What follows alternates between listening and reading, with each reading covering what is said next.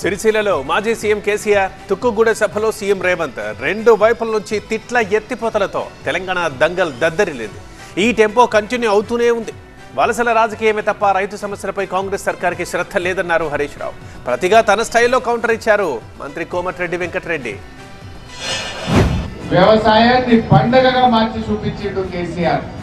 కానీ కాంగ్రెస్ వచ్చింది, మళ్ళీ కరెంటు కోత మోపైనాయి, మోటార్లు కాలుతా ఉన్నాయి, పంటలు ఎండుతా ఉన్నాయి, రైతులకు నీళ్లు తక్కువైనాయి, నీళ్లు ఎక్కువైనటువంటి పరిస్థితి నేటి కాంగ్రెస్ ప్రభుత్వ హయాంలో కనబడతా ఉంది. ఇలా రైతన్నల్ని కాంగ్రెస్ పార్టీ నానా ఇబ్బందులు పెడతా ఉంది.